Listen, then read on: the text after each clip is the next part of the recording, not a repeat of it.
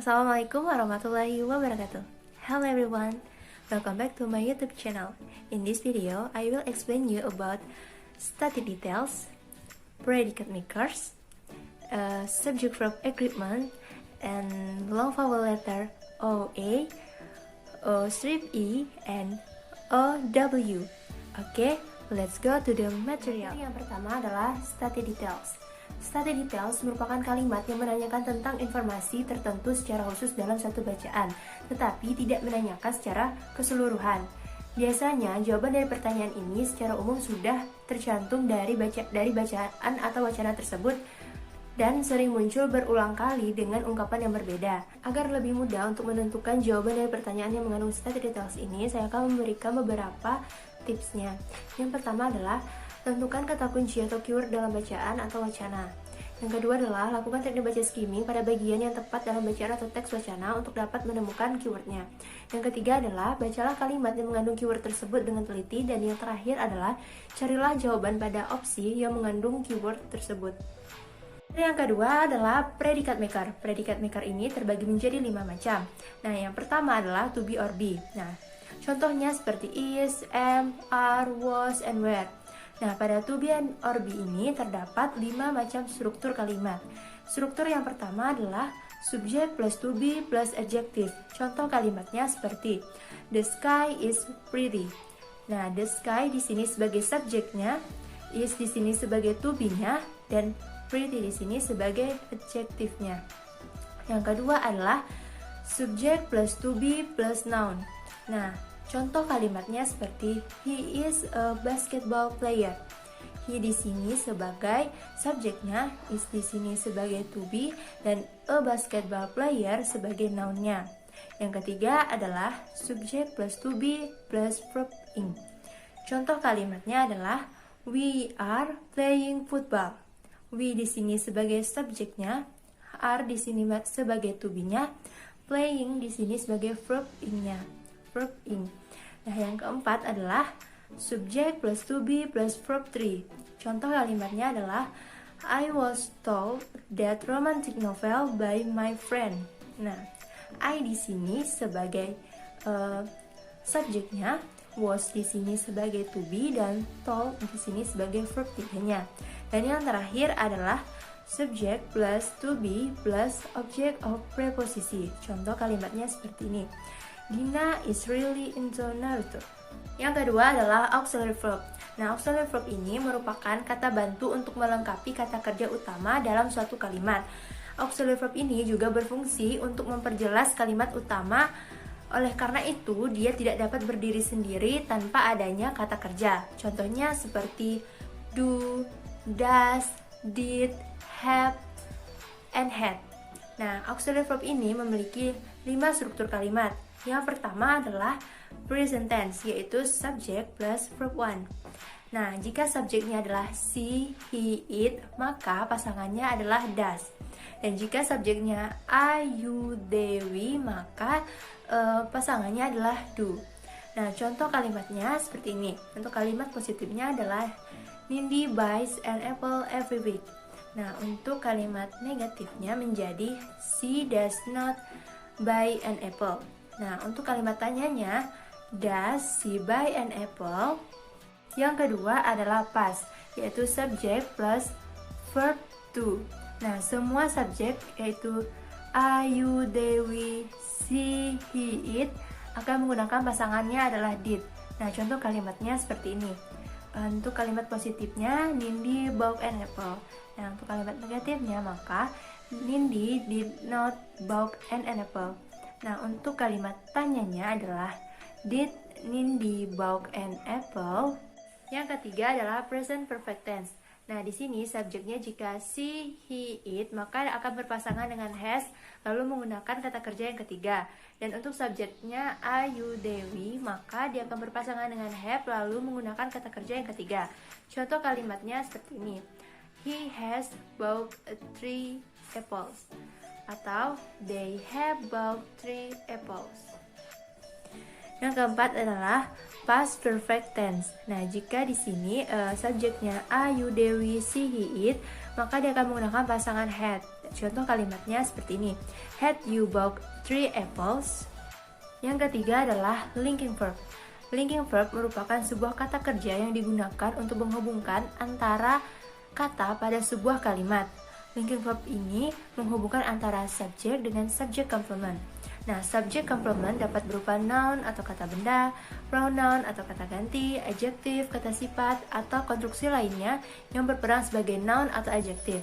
Contoh dari linking verb ini seperti is, am, are, was, were, have, had, has, had been, be, being, and been.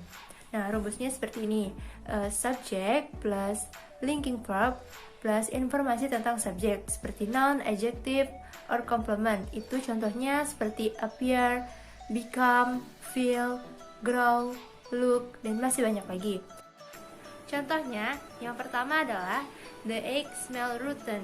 Yang kedua, the fried rice tasted good. Yang keempat adalah action verb.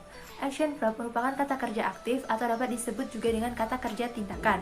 Kata kerja aktif di sini digunakan untuk memperjelas suatu tindakan dan aktivitas yang dilakukan oleh seseorang. Contohnya seperti cook memasak, eat makan, walk berjalan, run berlari, dan masih banyak lagi. Contoh kalimatnya seperti ini. Yang pertama, Dina stitch her own dress. Nah, stitch di sini adalah menjahit. Nah, menjahit merupakan salah satu kata yang termasuk action verb. Nah, yang kedua adalah Nino writes a new blog. Nah, writes di sini merupakan salah satu contoh kata yang merupakan bagian dari action verb. Yang kelima adalah modals.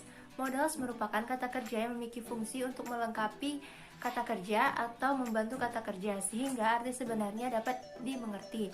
Contohnya seperti will, would, can, could, must, shall, should, might, and ought to. Nah, modals ini memiliki beberapa struktur kalimat.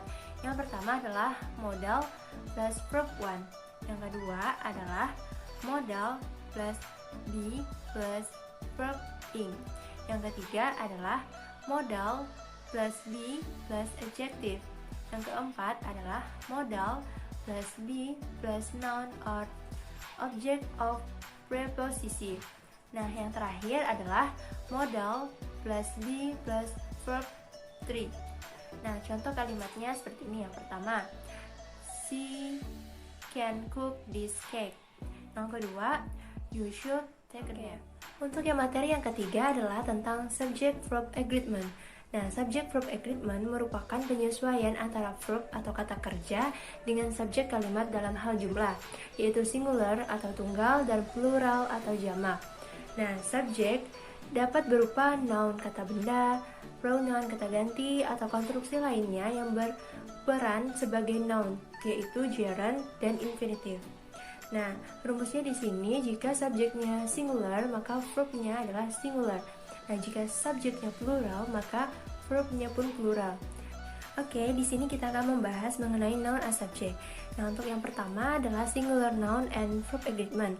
Singular noun di sini berarti jumlahnya satu untuk kata benda dan verb di sini diberi akhiran s pada setiap katanya. Akhiran s. Nah, agar lebih mudah, saya akan memberikan beberapa contoh kalimat. Yang pertama adalah a frog jumps. Nah, a frog di sini adalah singular noun and jumps di sini adalah singular verb. Yang kedua adalah a flower withers. Nah, a flower di sini adalah singular noun and withers di sini adalah singular verb. Oke, yang kedua adalah plural noun and verb agreement. Nah, plural di sini artinya lebih dari satu untuk kata bendanya. Contoh, birds, frogs, kids. Nah, pada plural, nounnya diakhiri dengan s, tetapi pada verbnya tidak diakhiri dengan s.